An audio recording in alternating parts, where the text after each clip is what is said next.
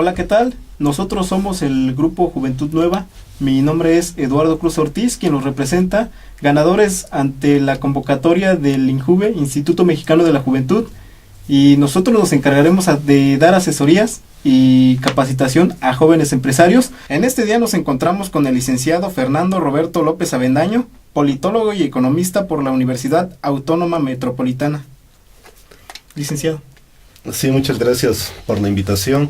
La preocupación que me manifiestan ustedes es hablar un poco de la economía.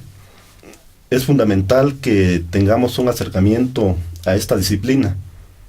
¿Por qué? Porque la economía diariamente está en nuestras vidas. Las decisiones económicas están repercutiendo en nosotros. Por ejemplo, los analistas económicos siempre están hablando de algo fundamental en la economía, el Producto Interno Bruto. ¿Qué es el Producto Interno Bruto? Es la producción de bienes y servicios en un año, en un país. ¿Qué significa esto? Que si el Producto Interno Bruto crece, en el país va a haber empleos.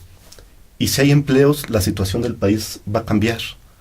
Porque se dice que en México necesitamos crecer por lo menos al 7% para generar 1 millón de empleos, que es lo que se necesita. Pero además de ese millón de empleos se necesitan empleos bien remunerados. En economía siempre se está hablando de sus dos grandes ramas, de macroeconomía y de microeconomía.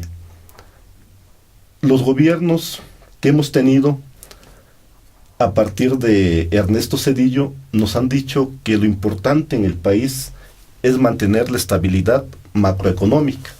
Es cierto. Sin embargo, esto debe influir también en la microeconomía, en las personas, en las familias, en las empresas, en las pequeñas empresas. Si esto no se logra, entonces se está dejando a un lado o no se está cumpliendo con la tarea para la cual los gobernantes fueron electos. Por eso debemos estar preocupados, debemos estar inmersos en esta situación. Y claro, la economía es un binomio con la política. Debemos entender también la política, cómo han sido los diferentes gobiernos, los diferentes sexenios, para ir teniendo un enfoque más analítico. Sabemos que en los últimos años la economía ha sufrido reveses y a partir de 1976, cuando se da la gran crisis económica después del desarrollo estabilizador, hemos vivido en puras crisis. Está la de 1982, está el sexenio de 1982 a 1988, en donde la inflación llegó a menos 7%. Está la crisis de 1994, está la recesión mundial de 2001, así como la de 2008. Imagínense ustedes cómo está el mundo con todas estas crisis, con toda esta situación que pasa en el mundo y que pasa en México, que repercute en México. Entonces nuestra economía no está sólida, no es sólida porque siempre estamos en ese vaivén que es la economía mundial. Y además necesitamos un gobierno que efectivamente se dedique a trabajar por los más necesitados. Eso es políticamente y socialmente lo que se necesita. Si no se hace eso, indudablemente que estamos en una situación en una situación en desventaja, porque los pobres en un momento se van a rebelar. No hablemos acá de qué tipo de rebelión, simplemente que se tiene que poner énfasis. Por ejemplo, ¿cuál es su preocupación de ustedes como jóvenes? Yo les preguntaría, respecto a la economía, si es posible respecto a la política. Con respecto a la economía, ahorita para los jóvenes, por ejemplo, el desempleo, ¿afecta mucho el Producto Interno Bruto para ellos? Demasiado porque yo les digo que si el Producto Interno Bruto no es el que deseamos, que es 7%, imagínense ustedes que cuando los jóvenes que están egresando de las universidades, ¿a dónde van a encontrar empleo? ¿A dónde van a encontrar empleo si no lo hay? Ahora no pensemos solamente en encontrar empleo. Cuando ustedes echan a andar un negocio propio, aunque ustedes sean entusiastas, aunque ustedes tengan la voluntad de hacerlo, las condiciones del país no les permiten desarrollar esa pequeña empresa. Entonces acá sí se necesita que ustedes sean emprendedores, como yo lo veo con ustedes, pero sin embargo se necesitan también condiciones en el país para que sus proyectos puedan llegar a buen puerto. Por ejemplo, las decisiones que han tomado nuestros gobernantes a partir de 1982, cuando entra el proyecto neoliberal. ¿Qué es el proyecto neoliberal? Es un adelgazamiento del Estado, un Estado mínimo, en donde el gobierno ya no se preocupa por los grandes problemas nacionales, más aún va a privatizar las empresas del Estado, y estas empresas van a quedar en manos de particulares. Y los particulares, saben ustedes, que nos van a cobrar todo, siempre pensando en la ganancia. Entonces, a partir de 1982 se ha ido acentuando esta política neoliberal. Hoy en día estamos en esa tónica. Yo les preguntaría a ustedes qué opinan de las reformas estructurales. ¿Piensan que van a servir? Porque también debemos poner atención en lo que está pasando actualmente, o poner atención en el pasado, en el presente y en el futuro, pues, para estar en esta situación. ¿Qué piensan ustedes de lo que acontece actualmente en el país en política, por decir? Pues actualmente sabemos que con este gobierno que tenemos ahorita las reformas se han actualizado, ¿no? Ahorita nos hablan de una reforma energética. ¿Qué nos comenta de la reforma energética? ¿Afectará, beneficiará? ¿O hasta el momento cómo se ve el beneficio, pues, para todos los mexicanos? Bueno, en cuestión de la reforma energética se ha hablado mucho. Y por ejemplo, lo que más se ha escuchado es el análisis que hace el gobierno. Ustedes han visto en la televisión la propaganda del gobierno. De antemano los autoelogios están ahí. Lo que necesitamos ver a corto, a mediano y a largo plazo, a ver si esa política, la cuestión energética va a dar soluciones a los problemas del país. Por ejemplo, hay antecedentes en donde no se ha hecho esto. Por ejemplo, en 1980, en los 70, cuando se hicieron grandes descubrimientos de petróleo en México, de yacimientos petroleros, se dijo que se iba a administrar la abundancia con José López Portillo. Por el contrario, vino una crisis espantosa en 1982. Lo mismo se habló en 1994 con la entrada del Tratado de Libre Comercio entre México, Estados Unidos y Canadá.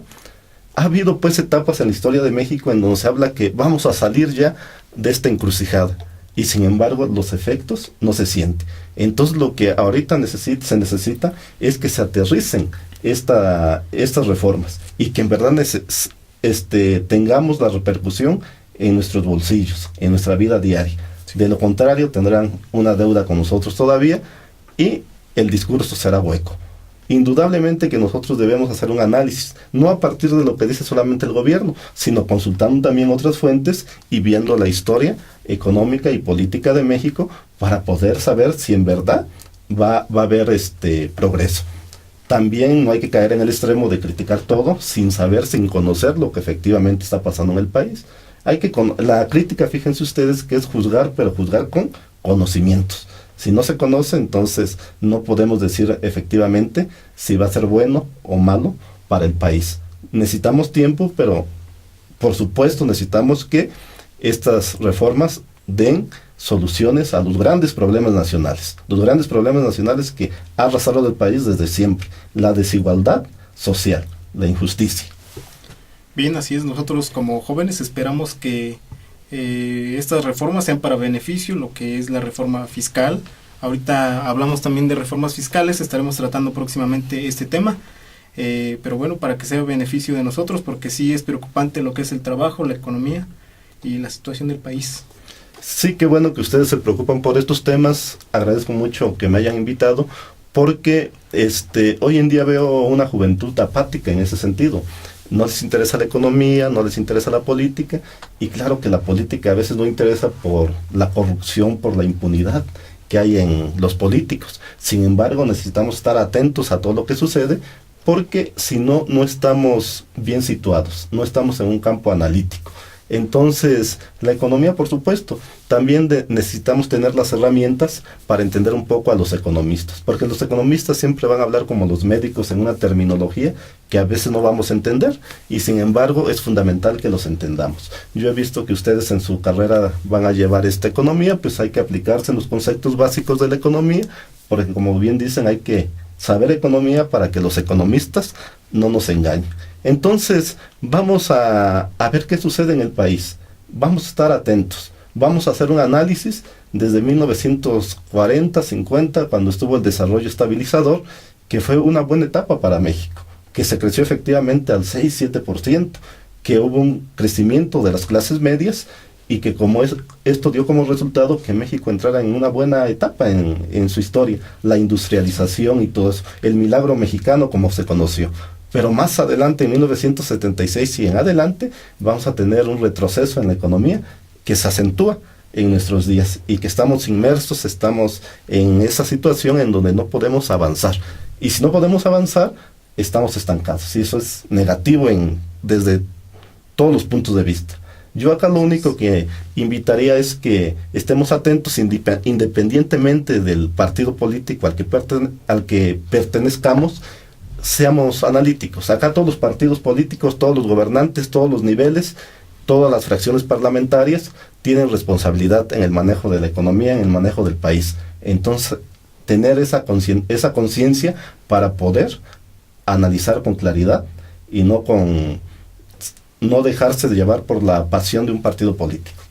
Así es, licenciado. Bueno, le agradecemos por este tiempo que nos ha permitido a nosotros como grupo Juventud Nueva. En nombre del Instituto Mexicano de la Juventud, damos las gracias. Gracias. Pues más les agradezco a ustedes y espero que no sea la última plática. Muchas gracias. Gracias. Gracias.